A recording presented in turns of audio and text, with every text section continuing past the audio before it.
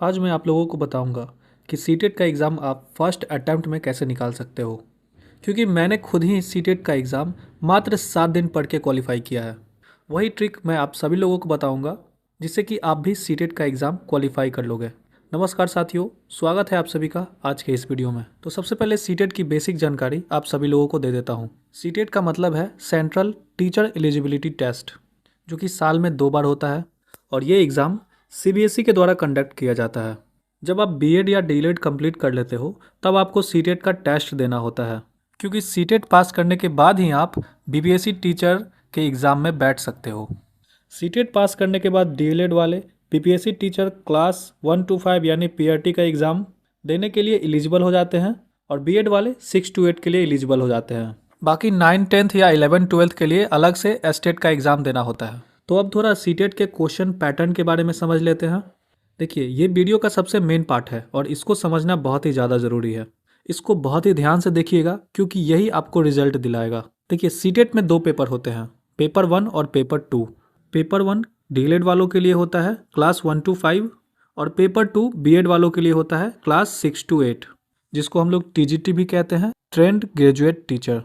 CTET में आपको paper 1 या पेपर 2 दोनों में सेम पैटर्न है। क्वेश्चन आप लोगों को 150 मिलता है, 2.5 घंटे का समय मिलता है और एग्ज़ाम का मोड पहले ऑनलाइन होता था बट अब ऑफलाइन होने लगा है। और सबसे अच्छी बात यह है कि इसमें कोई नेगेटिव मार्किंग नहीं होता है।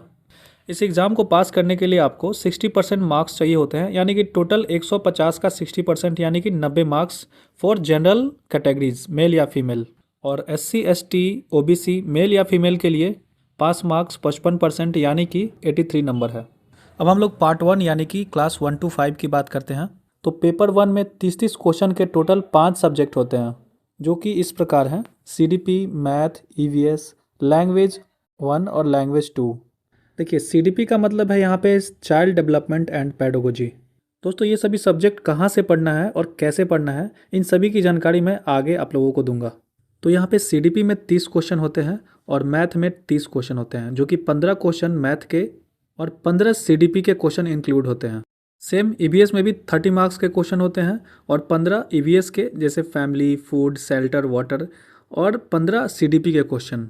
लैंग्वेज 1 और लैंग्वेज 2 क्या है ये सभी बता देता हूँ।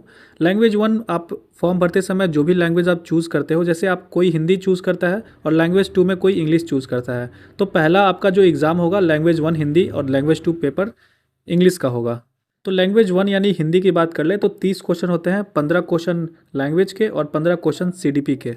और लैंग्वेज 2 में बात करें तो 30 क्वेश्चन होते हैं, इसमें भी 15 क्वेश्चन CDP के और 15 क्वेश्चन इंग्लिश लैंग्वेज के। तो ध्यान अगर यहाँ पे दिया जाए तो 150 क्वेश्चन में से टोटल जो क्वेश्चन है CDP का 90 क्वेश्चन होता है और बाकी मैथ, EVS, हिंदी, इंग्लिश के जो क्वेश्चंस होते हैं मात्र 60 क्वेश्चन होते हैं। तो अभी आप लोगों को थोड़ा थोड़ा समझ में आने लगा होगा कि किस सब्जेक्ट पे आपको ज़्यादा फोकस करना है। ठीक है, धीरे धीरे आपको सारी बातें समझ में आने लगेंगी, बस वीडियो को आगे देखते जाइए। अब यहाँ पे पेपर 2 की बात कर लेते हैं। तो यहाँ पे पेपर 2 जो होता है क्लास 6 to 8 बीएड वालों के लिए होता है। इसमें भी 150 क्वेश्चन होते हैं। यहाँ पे भी CDP अकेला 30 मार्क्स के होते हैं।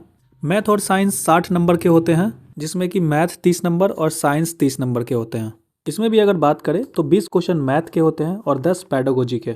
साइंस में भी सेम पैटर्न है, 20 क्वेश्चन साइंस के और 10 क्वेश्चन पेडागोजी के। लैंग्वेज सब्जेक्ट की बात करें तो एज इट इज़ 30 क्वेश्चन होते हैं लैंग्वेज 1 में, जिसमें 15 क्वेश्चन लैंग्वेज का होता है और 15 क्वेश्चन होता है CDP का। लैंग्वेज 2 यानी कि इंग्लिश की बात करें तो 15 क्वेश्चन इंग्लिश के होते हैं और 15 क्वेश्चन CDP के होते हैं।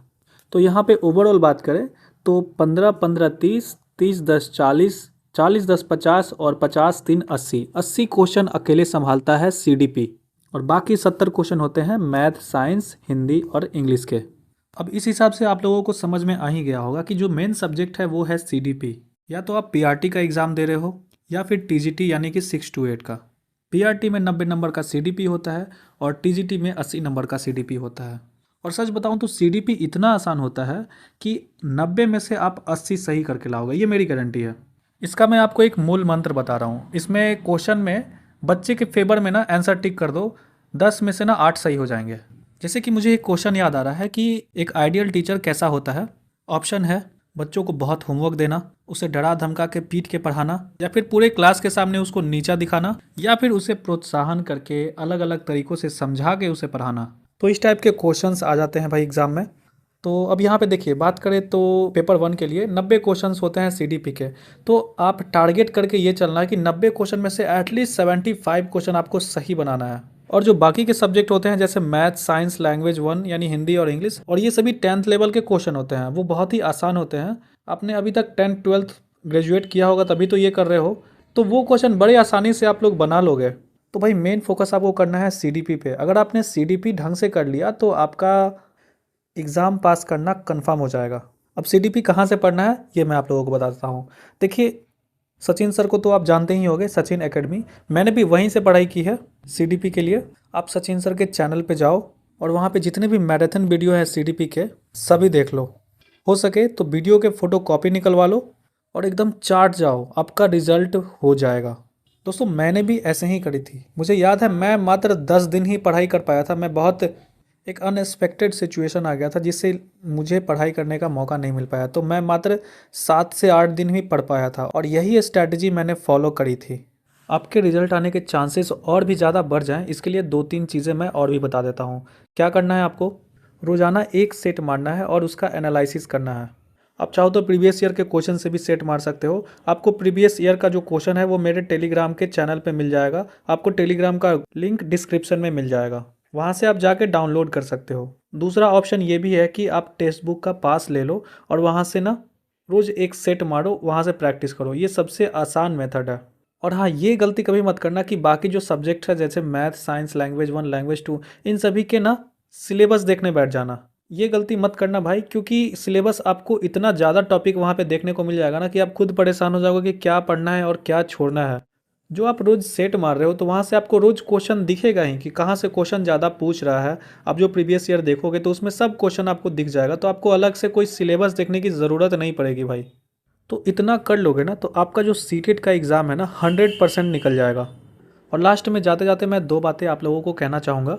पहला ये कि जिन लोगों ने यहाँ तक वीडियो देख लिया है तो वो मुझे एक फूल दे सकते हैं कमेंट में, जिससे कि मुझे पता चले कि कितने लोग यहाँ तक वीडियो देख लिए हैं। और दूसरा चीज़, जहाँ तक हो सकता था मैंने सारी बातें क्लियर कर दी है, लेकिन फिर भी कोई भी डाउट रह जाता है तो पूरा कमेंट खाली है, वहाँ पे आप जो भी प्रॉब्लम है आपके वो वहाँ पे पूछ सकते हो, आपके सारे जवाब मिल जाएंगे। सो आज के लिए बस इतना ही, और thank you so much for watching the video. All the best for your 2025।